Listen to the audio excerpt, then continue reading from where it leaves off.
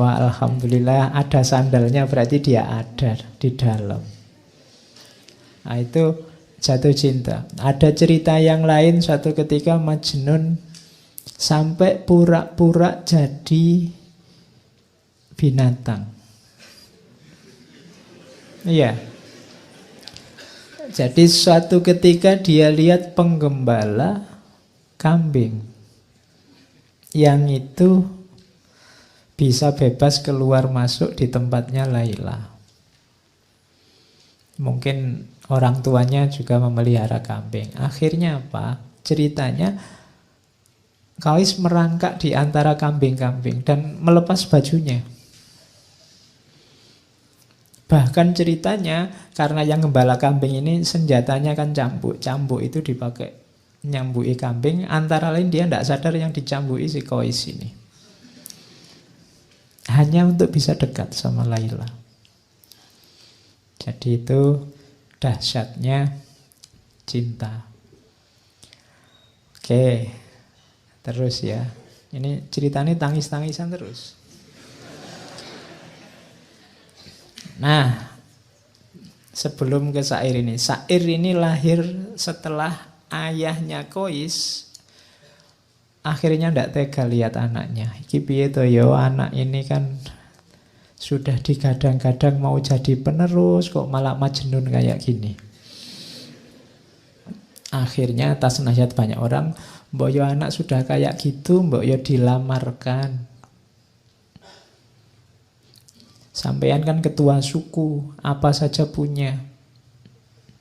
Akhirnya dituruti oleh orang tuanya. Qais pulang. Pulanglah ke rumah, tenang saja, tak lamarkan sekarang ke tempatnya Laila. Dilamarkanlah oleh orang tuanya ke rumahnya orang tua Laila. Cuma sayangnya, ada sayangnya, lamarannya ditolak.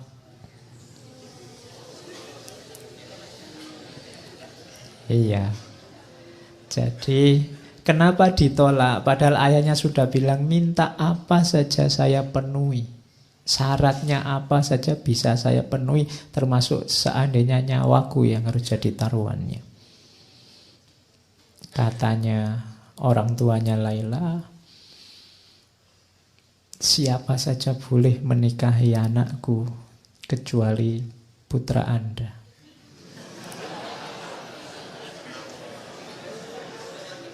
Ya. Kenapa? Orang tuanya tidak bisa jawab. Mana ada orang tua yang merelakan anaknya dinikahi oleh orang gila? Mana ada orang tua yang merelakan anaknya dinikahi oleh pemuda yang tidak waras? Karena ya ayahnya Laila ya ngerti kegilaannya Majnun, meskipun gilanya memang karena mencintai putrinya. Tapi dia tidak mau. Wong dulu masih waras, pacaran saja digunjingkan orang, kita malu luar biasa, apalagi sekarang.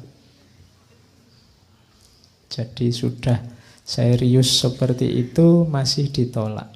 Bisa dibayangkan ya, Majnun yang tadinya sudah merasa agak sembuh, merasa terhibur, wah nanti dilamarkan oleh ayahku pasti beres. Tapi kok ya ditolak. Mulai lagi kumat. Jadi, nah ya. Dan dia katanya Majnun, rumahku telah menjadi bara api bagi jiwaku. Tetapi wahai Laila, aku akan senantiasa berada di sisimu. Semoga kasih sayang Allah dilimpahkan padamu. Wahai pecinta yang malang, kerabatku menganggap aku mempermalukan mereka. Teman-temanku pun gemetar jika mendengar namaku. Jadi keluarganya merasa malu oleh kehadirannya, teman-temannya semua juga menjauh, tidak ada yang mau mendekat. Duhai cawan anggur yang ada di genggaman, kini jatuh berantakan. Telah kutinggalkan sanak saudara dan orang tua, sedang kekasihku pun jauh di sana. Namun aku tidak akan menyerah walau kesulitan demi kesulitan mendera.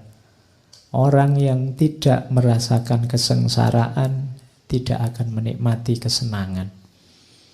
Dan orang yang tidak pernah dihimpit kesedihan, mereka tidak akan dapat memahami hati yang sedang merana sendirian. Jadi mulai dari sini Majnun nanti mulai menyepi, menjauh dari keluarga, menjauh dari masyarakat, hidup di padang-padang pasir. Apalagi nanti kemudian keluarganya karena masih mempertimbangkan harga diri, khawatir malu, akhirnya pindah menjauh dari daerah situ ke daerah Najd. Wah, tambah lagi puisi-puisinya Majnun karena dia merasa semakin jauh dari Laila. Setiap hari hidupnya di padang-padang pasir, di bebatuan, di bawah padang pasir, di goa-goa.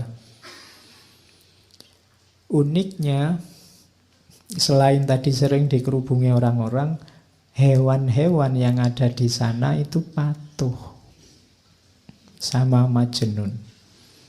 Bahkan kabarnya sampai anjing, ular, macam-macam binatang-binatang buas itu kalau di dekat Majnun jinak. Jadi cirinya ada Majnun itu biasanya ada binatang buas yang berkumpul di sekelilingnya yang harusnya saling memakan malah tidak saling memakan. Itu penjelasannya Nizami untuk menunjukkan bahwa orang yang jiwanya diliputi oleh cinta, auranya juga aura cinta. Siapapun dekat akan senang. Beda dengan orang-orang yang jiwanya penuh kebencian. Jangankan ngobrol mendekat aja malas, hawanya ndak enak. Iya. Jadi bangun jiwamu dengan aura yang penuh cinta. Bahkan binatang buas pun bisa tunduk, bisa patuh. Kadang-kadang kalau Majnun sedang tidur di tengah padang pasir, binatang-binatang ini yang menjaga. Itu kelebihannya para pecinta. Oke. Ini pelajaran dari Majnun lagi, bahwa cinta itu kebebasan. Wahai Laila kekasihku, berjanjilah pada keagungan cinta, agar sayap jiwamu dapat terbang leluasa. Melayanglah bersama cinta laksana anak panah menuju sasarannya. Cinta tidak pernah membelenggu karena cinta adalah pembebas yang melepaskan simpul-simpul keberadaan. Cinta adalah pembebas dari segala belenggu. Jadi contoh paling mudah di mana sih pembebasannya cinta itu? Majnun tidak lagi terikat oleh apapun selain cintanya. Dia rela kehilangan bahkan keluarganya, apalagi posisinya sebagai putra mahkota, apalagi kedudukannya, teman-temannya. Dia enteng saja melepaskan semuanya. Itu menunjukkan bahwa cinta itu membebaskanmu dari apapun, bahkan contoh paling kecil lagi, bahkan membebaskanmu dari dirimu sendiri. Cinta membuat orang tidak egois. Kalau masih egois, masih belum cinta. Masih egois itu kan masih berpikir tentang dirinya sendiri terus. Perhitungan apa yang enak, apa yang menguntungkan bagiku. Tapi orang yang jatuh cinta tidak. Makanya katanya Majnun, cinta itu membebaskan manusia. Kalau kita semua menggunakan relasi cinta, mungkin hari ini nggak sepanas ini, nggak sesumpek ini. Kampanye itu menunjukkan nggak panas kalau saling mencintai. Mungkin yang satu bilang, ya kalau beliau mau jadi presiden, ya monggo saya persilahkan. Nanti yang satunya bilang, jangan gitu, saya ndak enak. Sampean juga ndak apa-apa, silahkan jadi presiden. Ayo. Bayangkan loh kalau yang kampanye kayak gitu kan enak, kita bisa ketawa-ketawa bareng. Oke, sekarang kan saling rebutan. Kalau cinta saling membebaskan. Terus walau dalam cinta setiap cawan adalah kesedihan, namun jiwa pecinta akan selalu memberi kehidupan. Jangan takut sedih, jangan takut ganjalan, jangan takut penderitaan. Karena cinta akan selalu memberimu hidup. Oh, yang pernah jatuh cinta kemudian patah hati bisa memahami ini. Kesedihanmu itu yang luar biasa itu. Itulah yang menghidupkanmu lewat kenangan-kenangan, memori-memori. Indah loh. Loh, kenangan itu kan membuatmu kangen, membuatmu rindu, membuatmu ingin ketemu lagi, ingin hidup sebelum bersama dia. Jadi cinta itu sakit, tapi sakitnya cinta itu ngangen nih.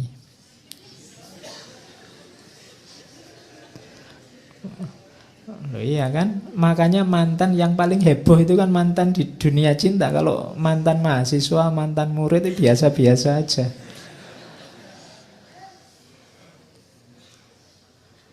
Banyak racun yang harus kita telan untuk menambah nikmatnya cinta. Atas nama cinta, racun yang pahit pun terasa manisnya.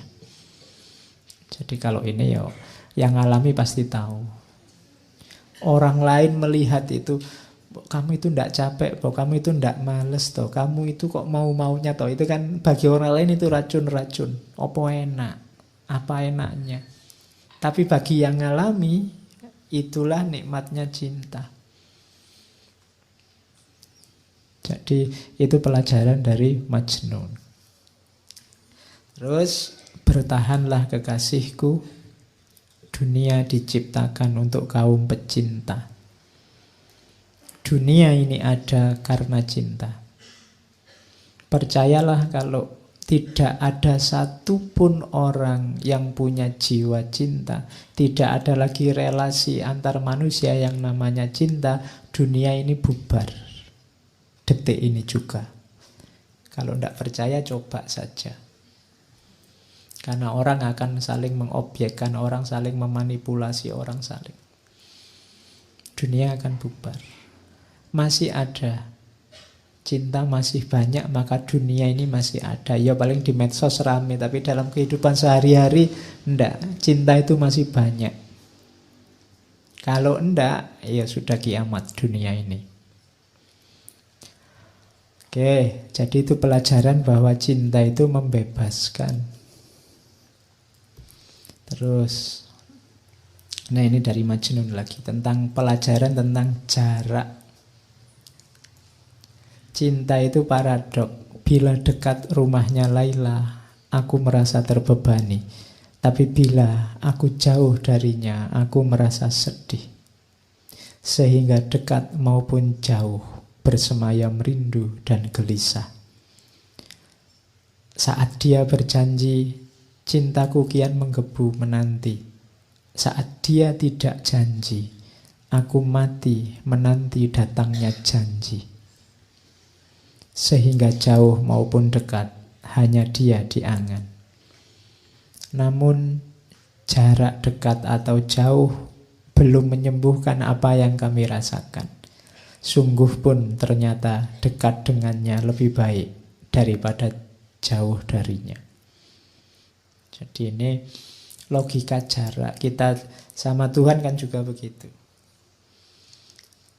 Dekat sama Tuhan ada tanggung jawab, ada beban-beban. Jauh sama Tuhan itu menggelisahkan. Kamu mungkin agak ngeri-ngeri, Pak, kalau saya dekat terus sama Tuhan nanti buka HP harus hati-hati, gak boleh buka yang gitu-gitu. Nanti bohong dikit gak bisa, sholat harus tepat waktu, puasa harus sholat tahajud. Kok rasanya berat ya Pak? Dekat dengan Allah, dekat denganmu, membebani. Tapi jauh itu menggelisahkan. Waduh kok jauh ya dari Allah. Nanti jangan-jangan dapat murkanya, jangan-jangan dia Allah tidak berkenan, tidak ridho. Itu paradoknya cinta. Dekat sama yang kamu cintai itu kan kamu merasa terbebani. Aku harus membuat dia bahagia, aku harus membuat dia nyaman, jangan sampai dia tidak berkenan. Lebih sumpek Tapi jauh, lebih sumpek lagi kalau jauh. Biayanya lebih banyak, menghabiskan kuota, pulsa.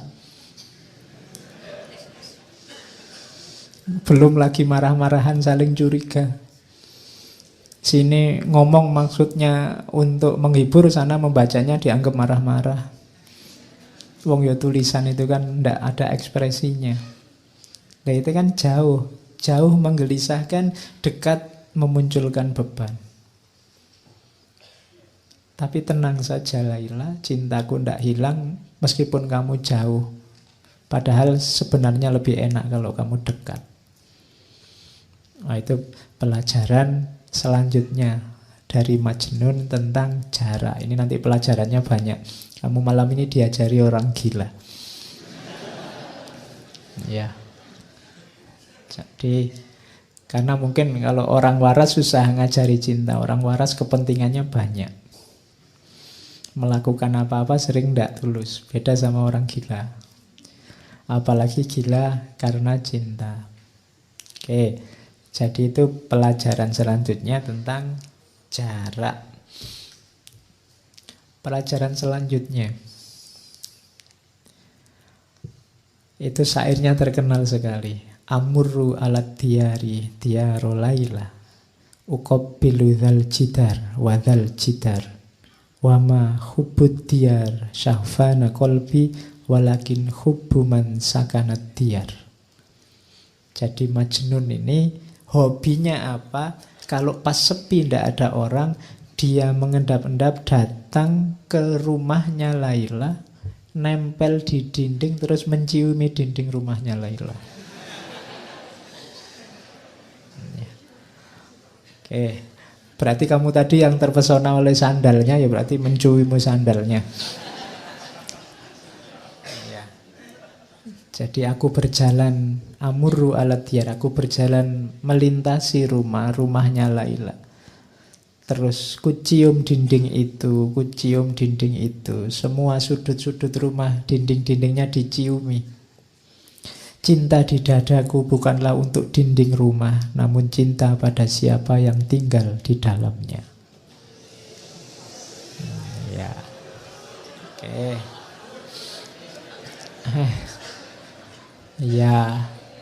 Ya kalau ndak tahu rumahnya ya nanti dinding kampus.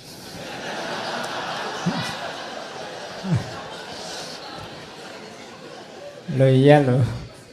Jadi kalau pas lagi kuliah itu kamu bisa nyiumi dinding. Nanti kalau ada dosennya lewat, ngapain? Saya tidak menyiumi dinding ini, tapi yang sedang kuliah di dalam, nah, gitu. Oke, ya. Jadi apa? Ini pelajaran dari Nizami. Kalau kita jatuh cinta, maka semua yang berhubungan dengan yang kita cintai pasti juga kita cintai, kita hormati, kita hargai, jadi berharga.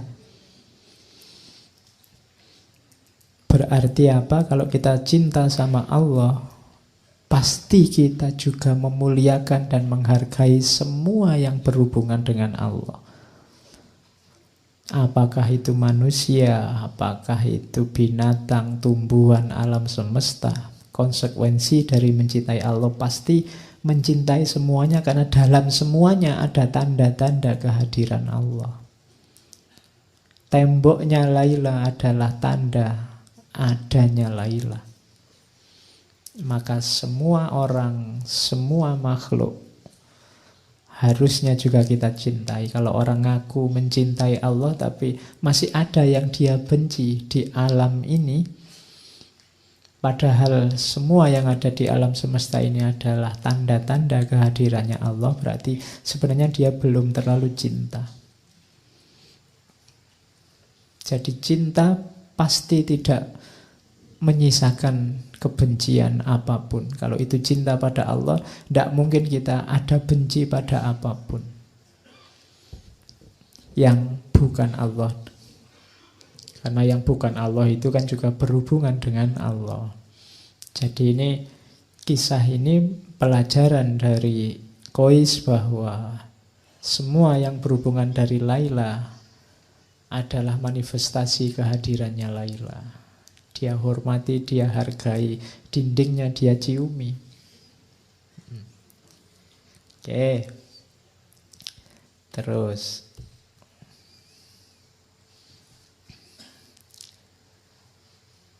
kalau ini pelajaran tentang kesetiaan. Jadi orang yang mencintai, jadi saya bilang tadi ya, Kois itu selalu ditunggu syair-syairnya. Syair-syairnya indah-indah dan penuh makna. Waktu terus berlalu, usia makin bertambah. Namun jiwaku yang terbakar rindu belum sembuh juga, bahkan semakin parah. Bila kami ditakdirkan berjumpa, akan kugandeng lengannya, berjalan bertelanjang kaki menuju kesunyian, sambil memanjatkan doa-doa pujian. Cinta, kasih, dan sayang telah menyatu, mengalir bersama aliran darah di tubuhku. Cinta bukanlah harapan atau ratapan. Walau tiada harapan, aku akan tetap mencintainya. Sampaikan salamku pada dia, wahai angin malam. Katakan, aku akan tetap menunggu hingga ajal datang menjelang. Ini pelajaran bahwa cinta itu efeknya adalah kesetiaan. Orang yang cinta pasti setia. Kenapa ada orang tidak setia? Biasanya karena yang dia harapkan dari yang dia cintai tidak muncul. Ketika ada harapan-harapan selain cinta itu sendiri, berarti ada pamrih-pamrih. Kalau masih ada pamrih-pamrih, berarti belum cinta yang tulus. Cinta bukanlah harapan atau ratapan. Walau tiada harapan, aku tetap mencintainya. Jadi kalau memang benar itu cinta, tidak usah kamu tuntut untuk setia, pasti setia. Kalau sampai nanti tidak setia berarti belum cinta, atau cintanya hilang. Kenapa kok cintanya bisa hilang? Karena mungkin dulunya itu belum, bukan cinta, tapi ada harapan-harapan, keinginan-keinginan yang sekarang tidak terpenuhi, maka kemudian nyeleweng. Jadi itu pelajaran selanjutnya tentang keteguhan hati. Kalau ini agak panjang. Jiwa orang yang dimabuk cinta, ini pelajaran ya, untuk mendeteksi dirimu kamu sudah jatuh cinta apa belum. Akan terasa sakit karena rindu. Coba ditelusuri masing-masing kalian, ada ndak rasa rindu yang menyakitkan? Ingin ketemu terus, tapi begitu ketemu nggak tahu mau ngapain. Itu menunjukkan ingin ketemu saja. Ketemu saja sudah beres. Ya bukan karena saya ingin ketemu sekali dia Pak. Kenapa? Utangnya belum dibayar misalnya. Bukan itu. Kalau itu bukan kerinduan namanya. Ya, ini rindu yang jadi setiap kali bervisa kamu sakit, kamu ingin ketemu terus. Sebab pecinta ingin selalu bersama. Tapi halangan tidak akan henti-henti. Biasanya banyak ujiannya. Pecinta seperti dua ekor kijang di bukit gersang. Selalu bersama, walau tiada makanan. Jadi ciri pertama itu jiwa pecinta, itu jiwa rindu pada yang dicinta. Kalau kamu cinta sama Allah, maka hatimu selalu ingin ketemu dengan Allah. Hal-hal tidak penting kayak ngaji ini mungkin membuatmu sebel karena aku segera ingin ketemu Allah. Atau seperti burung merpati, walau terbang bebas di angkasa luas, tetap saja kembali pada kekasihnya. Atau laksana ikan tuna, tetap tabah walau dipermainkan gelombang, timbul tenggelam di lautan. Ciri cinta yang kedua adalah apapun aktivitasmu, kamu mengalami apapun, pada akhirnya kamu ingin kembali pada yang kamu cintai. Ujian apapun, masalah apapun, silahkan datang, tapi tujuanmu tetap kekasihmu. Berarti jiwamu jiwa pecinta. Walau selalu dicaci dan dicela, batin menjerit, tubuh binasa, meski lapar dan disia-siakan, namun jiwa pecinta akan selalu memaafkan. Itu cinta. Pecinta tidak membutuhkan pujian. Ciri selanjutnya, kalau masih nunggu dipuji, wah kamu setia sekali, wah kamu, aku capek-capek jemput kok kamu gak terima kasih, itu belum cinta. Ya, masih butuh pujian. Dan pengorbanan pecinta tidak akan sia-sia. Kulihat bintang kutub dan bintang kejora, di mana pula cinta. Sekecil apapun, cinta tetap berkuasa di singgasana jiwa. Dan bagi pecinta, kebahagiaan dan kesedihan sama indahnya. Karena cinta sejati tidak mengenal kesia-siaan. Jiwaku dan jiwanya akan tetap bersama, andai pun tidak di dunia. Pasti jiwa kami akan bersatu di liang barza. Dan kelak akan dibangkitkan bersama hingga dapat bersatu selama-lamanya. Oke. Mataku berkorban untuknya dengan segenap curahan air mata. Berharap liang lahatnya adalah liang lahatku, agar jenazah kita bersatu. Oke, ini syairnya Majnun. Jadi nanti Majnun ini akhirnya sangat terkenal karena syair-syair dan kegilaannya. Semakin dia terkenal dengan kegilaannya, semakin marah keluarganya Laila dan semakin gelisah keluarganya Majnun. Dan itu nanti beban tersendiri bagi mereka berdua. Bahkan nanti di antara keluarganya Laila ada yang ngancam, dibunuh saja enaknya orang ini, bikin masalah saja. Oke. Nah, dari situ nanti muncul syairnya Laila. Laila ini protes, jangan dikira hanya Majnun yang segalau itu. Aku pun juga sama galaunya, hanya aku tidak seperti Majnun bisa bebas keluar. Bila kakiku terperosok, kalau ini Laila, aku menyebut namanya. Aku bermimpi dalam tidurku, hidup bersama dia. Apabila disebut namanya, hilanglah kekuatan jiwa. Hatiku seperti sirna ditelan namanya. Demi Allah, hampir saja aku gila karena memikirkannya. Makin lama dadaku makin sesak karena rindu gelisah. Kaumku mengancam, jika aku tak berhenti menyebut namanya, maka darahnya akan tumpah. Bunuhlah aku dan biarkan dia. Setelah nyawaku melayang, janganlah kalian hina dia. Cukup apa yang ia derita karena cinta. Mungkin ia akan menuduhku tidak setia dengan janji, dan aku tidak akan mampu mencegahnya. Ku campur tinta dengan air mata untuk menulis surat padanya. Inilah saat kukuburkan jiwaku untuknya.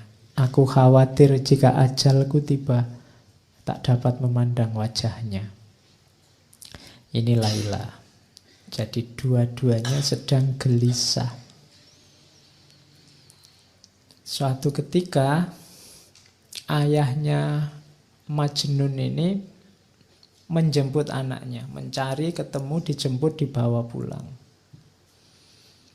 Kemudian pokoknya diciptakan suasana yang sekiranya membuat Majnun lupa dengan Laila.